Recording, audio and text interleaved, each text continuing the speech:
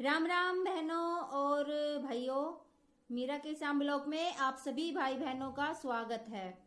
आशा करती हूँ आप सभी अपने अपने स्थानों पर खुश होंगे, मस्त होंगे, स्वस्थ होंगे और अपने अपने कामों में व्यस्त होंगे। तो आज मैं आपके लिए आंवला नवमी की एक बहुत ही सुंदर और पारंपरिक और बहुत ही पुरानी कहानी लेके आई हूँ। तो जो भी बहनें हैं वो व्रत करती हैं आंवला नवमी का, और कोई व्रत नहीं करके खाली आंवला की पूजा करती है, लेकिन कथा जरूर सुननी चाहिए, पढ़नी चाहिए, कहनी चाहिए। तो बस आज मैं वही एक आंवलिया राजा की बहुत प्यारी सी कथा लेके आई हूँ और बहुत ही सुंदर कथा है, सुनिए ध्यान से। और अगर आपको पसंद आए तो प्लीज़ लाइक शेयर जरूर करें और कमेंट करना ना भूलें। आपके कमेंट बहुत मायने रखते हैं मेरे लिए। तो सुनिए सभी बहन और भाई, कथा सुनिए, बहुत ही प्यारी कथा है। एक आंवलिया राजा था। तो जो आंवलिया राजा था वो हमेशा 1.25 मन सोने के आंवले दान करके और फिर वो राजा रानी खाना खाते थे। तो खाना खाते थे तो उनके बहुओं ने और बेटों ने देखा। बेटे तो शुरू शुरू से ही देखते आ रहे थे कि भाई हमारे माँ बाप हैं वो 1.25 मन सोने के आंवले का दान करके ही खाना खाते हैं, लेकिन जो बहुएं थी वो नई नई आई थी। अब वो इतना दान देख देख के वो बेचारी परेशान होने लगी कि इतने 1.25 मन सोने का दान अगर रोज करेंगे तो ऐसे तो खजाना खाली हो जाएगा। अब बहू ने बेटे को सिखाना शुरू कर दिया कि अपने माँ बाप को ना जंगल में छोड़ आओ, ऐसे तो अपना सारा खजाना खाली हो जाएगा। अब बेटों ने देखा कि भाई बीवियां रोज परेशान करती है, बहुएं रोज परेशान करती हैं, तो उन बेटों ने क्या किया और अपने माँ को और अपने पिताजी को, मतलब राजा और रानी, आंवलिया राजा को और उसकी रानी को घर से बाहर निकाल दिया। अब निकाल दिया तो एक जंगल में चले गए। तो वो जंगल था, वो एकदम सूखा जंगल था, उस जंगल में कुछ भी नहीं थे, कुछ भी नहीं थे। तो वो उस जंगल में जैसे ही उन्होंने पैर रखा तो वो जंगल एकदम से हरा भरा हो गया। तो उस जंगल के जो माली मालिन थे वो भाई उन्होंने देखा कि 12 साल से जो जंगल एकदम सूखा पड़ा है और इन राजा रानी के आने से एकदम से हरा हो गया, तो मतलब हम इनको अपने पास रख लेते हैं।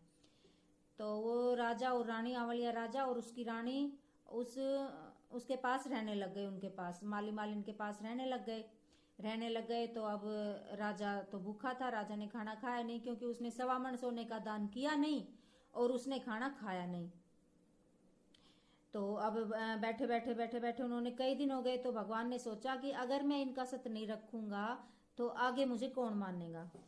तो वो सपने में आए भगवान, राजा के सपने में भगवान आए। सपने में भगवान बोले कि राजा उठ और कुछ खा ले। बोला मैं कैसे खा लूं, मैं तो जब खाऊंगा जब मैं 1.25 मन आंवले का दान कर दूंगा। भाई सोने के नहीं है तो वैसे फल वाले आंवले हो, लेकिन मैं आंवले का दान किए बिना मैं भोजन नहीं करूंगा। तो वो भगवान जो सपने में आए थे वो बोले उठ और देख, जैसे तेरे पहले ठाठ बाट थे वहां तेरे राज्य में, वैसे ही ठाठ बाट तेरे अब यहाँ पे हो रहे हैं। तो अब जैसे ही राजा रानी की आंख खुली तो देखा तो एकदम बहुत बड़ा महल बन रहा है।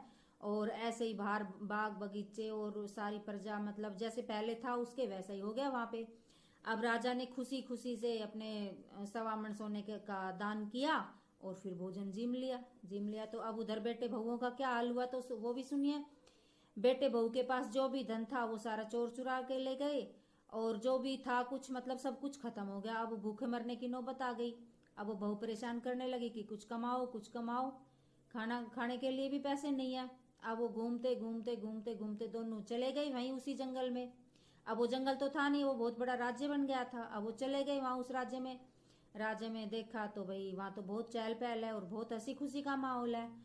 तो वो खड़े हो गए, एक उसमें चौराहे पे खड़े हो गए तो उसकी माँ ने देखा कि ये तो मेरे बहू बेटे हैं। तो उसने अपने नौकर से बांदी से कहा कि जा जो ये खड़े हैं नीचे इनको बुला के ला। अब वो बुला के ले गई, बोली चलो राजा रानी बुला रहे हैं तुम दोनों को। अब वो आ गई तो बेटे और बहू ने तो पहचाना नहीं उनको कि भाई यही हमारे माँ बाप है, सास ससुर है। और उन्होंने उसको पहचान लिया। तो वो लड़का था वो राजा ने अपने पास अपना काम करवाने के लिए रख लिया, और जो राजा वो लड़के की बहू थी, पत्नी थी, वो आंवलिया राजा की जो रानी थी वो बोली तू मेरे को नीला धुला दिया कर और मेरा काम कर दिया कर। अब वो एक दिन निलाने लगी उसको, आंवलिया राजा की जो रानी थी उसको निलाने लगी उसकी बहू। तो निलाते निलाते और वो रोने लग गई। रोते रोते जैसे उसकी पीठ पे आंसू गिरे तो वो बोली कि भाई तू क्यों रो रही है। बोली मैं क्या बताऊं, जैसे आपकी पीठ के ऊपर मस्सा है, तिल है, वैसे ही बिल्कुल सेम टू सेम मेरी सास के भी पीठ पे था। तो फिर बोली तेरी सास कहाँ गई। तो वो रोते रोते उसने सारी कहानी बताई कि भाई वो रोज सोने के आंवले दान करते थे और मैंने और मेरे पति ने, मतलब हम दोनों ने मिलकर उनको घर से निकाल दिया, और जैसे ही वो घर से निकले तो हमारे घर में कुछ भी नहीं बचा। तो रानी बोली बहू मैं ही तेरी सास हूँ और ये तेरे ससुर हैं और हम ही निकाले थे तुम दोनों ने। तो बोली तेरे ससुर आंवले का दान किए बिना खाना खाते नहीं थे और तुम दोनों को पता नहीं क्या हुआ। तो जैसे हमारे दान पुण्य जो हम करते थे उसकी वजह से हमारा भाई राज्य था, और दान करना हमने छोड़ा नहीं तो भाई भगवान ने हमें यहाँ भी इतना ही राजपाट दे दिया, इतना ही सुख सुविधा दे दी। तो बहू सासू के पैर पड़ने लगी, बोली सासू मुझे माफ कर दो भाई, जैसे आप कर रहे हैं वैसे कर दो, और हमें भी अपने पास यहीं पे रख लो, और आज के बाद मैं आपसे कुछ भी नहीं कहूंगी, आपके